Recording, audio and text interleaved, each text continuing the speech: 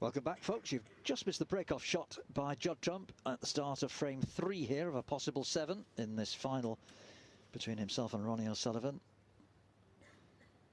One frame apiece and some electrifying stuff from both players.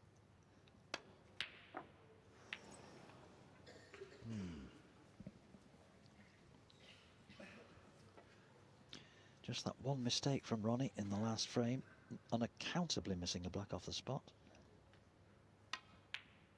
And Judd Trump just stepped in and he's avoided the in-off, and he knocked in a very nice 60-odd to level it up.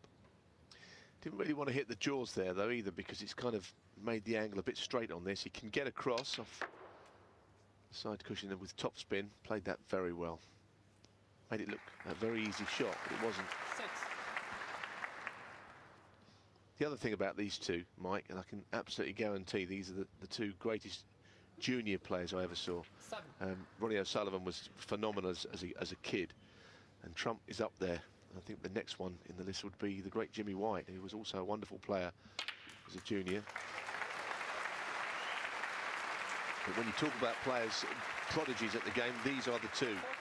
And that was a marvellous shot. So many reds brought into play there, it was ridiculous.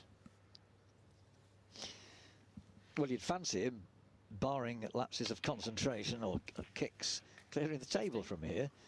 He exudes confidence these days. Ever since he got to the final of the China Open, where he beat Mark Selby towards the back end of last season, and then followed that up by getting, no less, to the World Final. 22.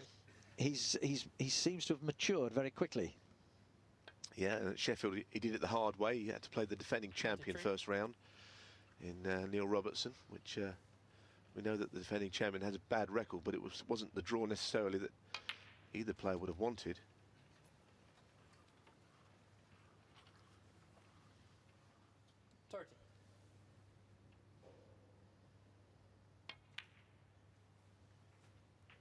$31. Well, when he came to the table, he was on a single red with one other red sticking out at the bottom of the pack. And again, that's a sign of some class. That cue ball has flown off the cushion there. Surprised Judd, that did. It did. There's no 13. question that was a big bounce. We've had one or two in the last year or two. We've suddenly found balls bouncing off cushions a little more than expected. Whether there's some inconsistency in the rubber, I really can't say.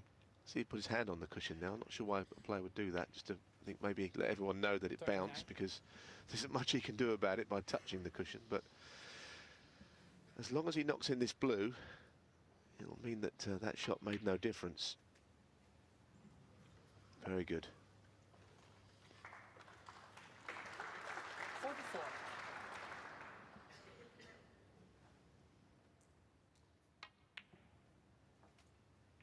$45.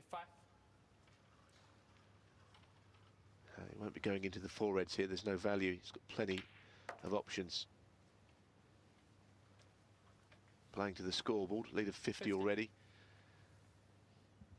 If you can pick off 2 or 3 more reds from here, then it will be already 2-1. This has been a 51. lightning quick frame. Lightning quick match. This is halfway through the third frame. They've only been playing just over half an hour. And you've got to remember, there was a little initial bout of safety 56. in the opening frame when the pink and black went fairly safe on the left-hand side. 57. Yeah, the fastest ever frame of snooker. It took 3 minutes, just over 3 minutes, and that was Tony Drago. This has been in play no more than 4 or 5 minutes, and it's virtually over, isn't it? Yes, I think on that occasion, Tony got to 70 odd, nearly 63. 80, and missed a shot. And his opponent said, "Thank you very much, set him up again." Yeah, Danny Fowler. Was it Danny Fowler? It was. I couldn't remember. Indeed. It's one of those records that will probably never be beaten in a completed frame anyway.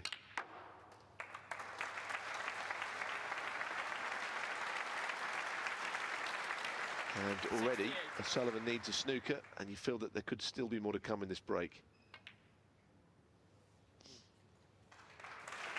69. And he's given himself the angle to split these 4. Doesn't need to hit them too hard. Oh, all right then, if you must. Well, now you see, had he hit them softly, he'd have split them and not pushed a red in. But Ronnie has stayed in his chair, and so that was enough for